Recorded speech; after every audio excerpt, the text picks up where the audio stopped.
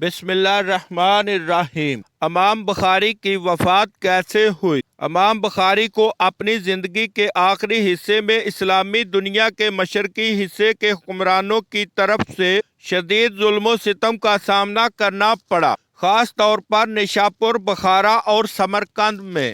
اس کی کئی وجوہات تھیں جن میں شامل ہیں انہوں نے امرا کے بچوں کو ان کے محلات میں تعلیم دینے سے انکار کر دیا، کچھ لوگ ان کی شہرت اور سیرت سے حسد کیا۔ جب امام بخاری کی عمر 62 سال ہوئی تو نشاپور کے حاکم نے انہیں شہر چھوڑنے کا حکم دیا اور کہا کہ وہ وہاں ناپسندیدہ ہیں۔ وہ وہاں سے ہجرت کر کے اپنے آبائی شہر بخارا پہنچے۔ شہر کے دروازے پر لوگوں نے ان کا استقبال کیا اور لوگوں اور طلبہ ان کے گرد جمع ہو گئے، یہاں تک کہ دوسرے محدثین کی مجالس چھوڑ دی، جس سے کچھ لوگوں کے دل میں ان کے خلاف بغض پیدا ہوا۔ لیکن جلد ہی بخارا کے حاکم ان کی شہرت سے ناراض ہو گئے اور نشاپور کے حاکم کی طرف سے بھی پیغام آئے کہ امام کو بخارا سے بھی نکال دیا جائے جیسے نشاپور سے نکالا گیا تھا۔ شہر کے حاکم کا نمائندہ امام بخاری کے گھر پہنچا اور انہیں فوری طور پر شہر چھوڑنے کا حکم دیا۔ یہ حکم تھا کہ ابھی شہر چھوڑ دیں۔ امام کو اتنی مہلت بھی نہ دی کہ وہ اپنی کتابیں جمع کر سکے اور انہیں ترتیب دے سکے۔ وہ شہر سے نکلے اور 3 دن تک شہر کے مضافات میں ایک خیمے میں رہے، اپنی کتابیں ترتیب دیتے رہے اور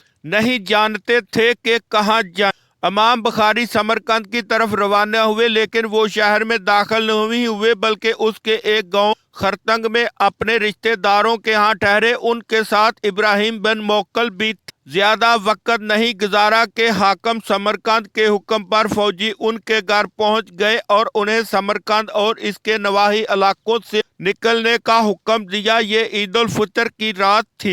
حکم یہ تھا کہ ابھی نکلیں، عید کے بعد نہیں۔ امام کو خوف تھا کہ ان کے رشتہ داروں کو کوئی نقصان نہ پہنچے جنہوں نے ان کی مہمان نوازی کی۔ ابراہیم بن موکل نے ان کی کتابیں ایک جانور پر لاد دی اور دوسرے پر امام کو سوار کیا۔ پھر ابن موکل گھر واپس آیا اور امام بخاری کو سہارا دے کر باہر لے آیا۔ وہ دونوں سواریوں کی طرف چلنے لگے۔